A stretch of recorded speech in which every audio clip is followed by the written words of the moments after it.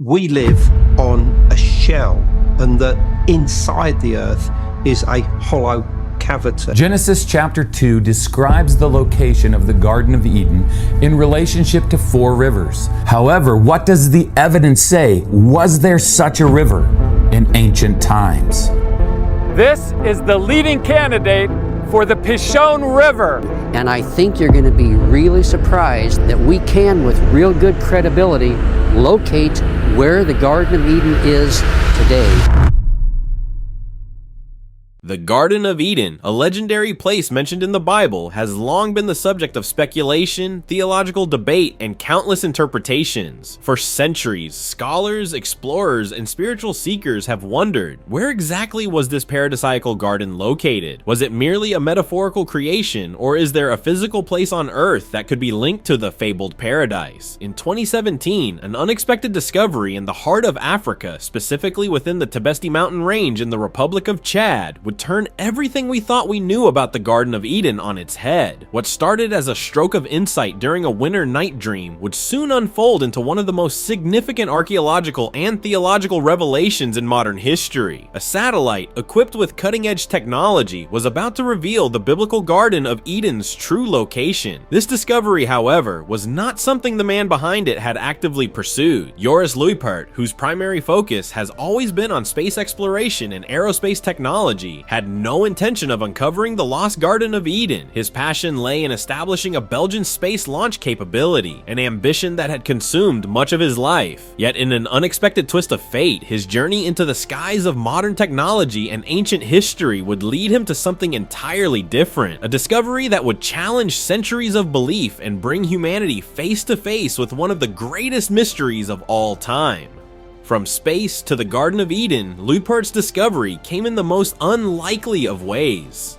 It was a dream that sparked a series of realizations based on ancient texts, pictography, and architecture that had long been dismissed as symbolic or metaphorical. It was in this quiet moment of insight that Luijperdt believed he found the clues, encoded messages from ancient cultures embedded in their art and monumental structures. The Garden of Eden is the first location described in the Bible. If you read the Bible, you will find that the Garden of Eden is the first actual place that God describes, and he describes it in great detail. This is really amazing. These clues, when decoded correctly, were said to lead to a destination, a place hidden from the public eye for thousands of years. Armed with a hypothesis, Luijperdt turned to modern technology to test his theory. He scrutinized satellite imagery over the Tibesti Mountain Range in Chad, a remote and rugged desert massif that many had never paid much attention to. There he noticed strange patterns, and with each passing day, his confidence in the discovery grew. The satellite imagery revealed what Luijperdt described as a natural prototype for the ancient Egyptian pyramids at Giza, a site that seemed to align with the descriptions from ancient texts, including the Bible. What began as a technological exploration into the physical world of space suddenly intersected with the sacred and divine, the Garden of Eden. Luijperdt's findings revealed something far beyond the typical assumptions of biblical scholars. This wasn't merely the discovery of a famous historical location, it was the discovery of a place that, according to ancient lore, held the key to the origins of mankind. The Garden of Eden, as described in the Bible, was not just a place of beauty and fertility. It was a realm from which humankind was exiled after Adam and Eve ate from the tree of knowledge. These 4 rivers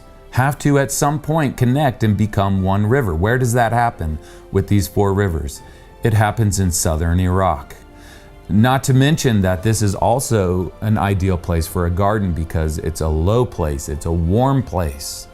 And as it says in Genesis 13:10, the garden of the Lord is well watered. It was the birthplace of humanity's connection to divinity and the source of all subsequent suffering and redemption. The garden's location in the Tibesti Mountains seemed to corroborate ancient religious texts in an unprecedented way. The mountains, with their rich history and mysterious terrain, appeared to be hiding this ancient Edenic paradise for millennia. In that sense, the discovery didn't just unearth a physical location, it reawakened a deep and often overlooked connection between the ancient world and the mythic narratives that have shaped our understanding of human history. What truly shocked many who heard about Luypert's discovery was how it aligned with details from ancient scriptures. The Bible, particularly its earliest chapters, is often treated as myth or allegory, but Luypert's research suggested otherwise. In fact, he argued that the Bible's earliest chapters might not merely be symbolic, but based on actual events, grounded in the real world and etched into the physical landscape for those brave enough to search for the truth. Luypert's belief was simple yet profound. Ancient civilizations had encoded their truths within texts, art, and architecture, truths that were accessible to those willing to see them as more than just metaphors. They were clues, breadcrumbs leading us back to a place of ultimate origin. The Garden of Eden wasn't just an ancient story, it was a real, tangible location waiting to be rediscovered. After years of research, trials, and speculation, Luypert was ready to reveal his findings. His discovery had the potential to rewrite the story of human origins. For thousands of years, humanity has pondered the Garden of Eden's location, searching for a place that transcends physical geography, a place that might unlock answers to our most profound existential questions. But Luypert's discovery offered a different possibility. The Garden of Eden might not be some far-off dream or ethereal paradise, but a real earthly location that had simply been forgotten. The satellite imagery didn't lie. It revealed a place marked by ancient architecture that bore a striking resemblance to the monuments of early Egyptian civilization. What's more, the place seemed to have been intentionally hidden, concealed in the vast and uncharted deserts of the African continent. Luypert's belief that ancient civilizations encoded hidden messages in their art, architecture, and texts became a core part of the revelation. The connection between these monuments and the ancient stories of the Garden of Eden seemed too striking to ignore. This was not a coincidence. It was a deliberate and ancient map that led to a destination.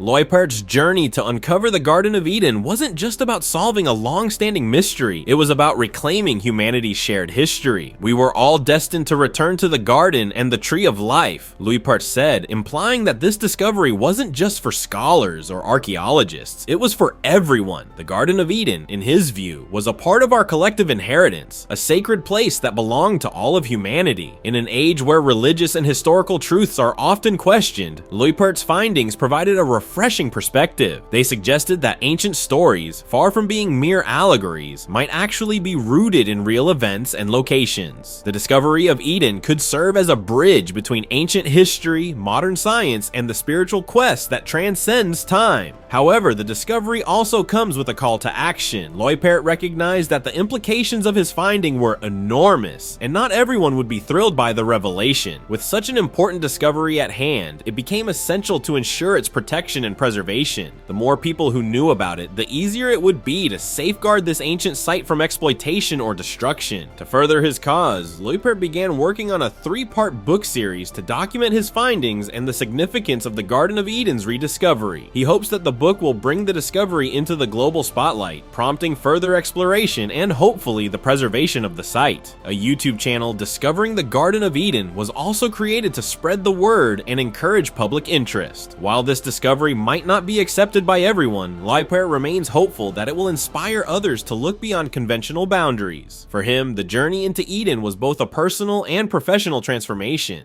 It was a journey that, despite disrupting his long-standing ambitions for space exploration, might ultimately bring humanity closer to its roots and to the answers that we've all been seeking for millennia. In the end, the discovery of the Garden of Eden isn't just about finding a lost place on Earth. It's about uncovering our shared history and reconnecting with the ancient stories that have shaped us all. Don't forget to like and subscribe for more content from us. See you soon.